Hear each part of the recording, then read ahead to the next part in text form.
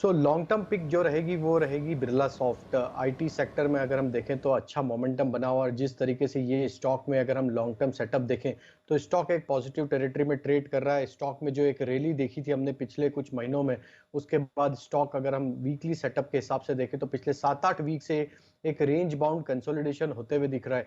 Overall अगर इसका overall हम लॉन्ग टर्म सेटअप एनालाइज करें तो across all time frame stock एक बुलिश टेरिटरी में ट्रेड कर रहा है। तो हमें लगता है कि यहाँ से बिरला सॉफ्ट को यहाँ से बाय करना चाहिए। लॉन्ग टर्म के हिसाब से भी यहाँ से हमें लगता है कि 480 से 510 तक के टारगेट इसमें आते हुए दिख सकते हैं लॉन्ग टर्म में।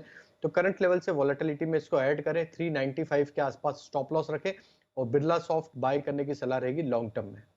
अनिल जी, पोजिशनल पिक जो रहेगा वो रहेगा पॉली मेडिक्योर। ये स्टॉक में देखें तो लॉन्ग टर्म चार्ट पे तो ये स्टॉक एक पॉजिटिव टेरिटरी में ट्रेड कर रहा है, लेकिन अगर हम इसके पिछले 2-3 महीने का मूव देखें तो स्टॉक में एक रैली के बाद स्टॉक में एक करेक्शन देखने को मिला था।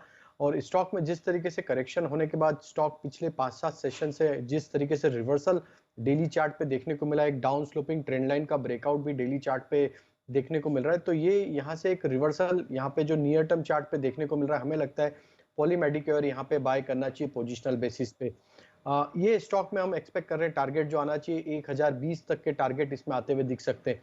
तो करंट लेवल से कोई भी डिक्लाइन आती है तो इसको ऐड करें, 935 915 ये एक रेंज है, इसमें आप इसको बाय एंड एक्यूमुलेट करेंगे। एंड 895 के आसपास का इसका स्टॉप लॉस सजेस्ट करेंगे। 1020 तक के टारगेट हम इसमें पोजिशनल बेसिस पे एक्सपेक्ट कर रहे हैं, तो पॉली मेडिक्योर यहाँ पे बाय करने की सलाह रहेगी पोजिशनल कैटेगरी में।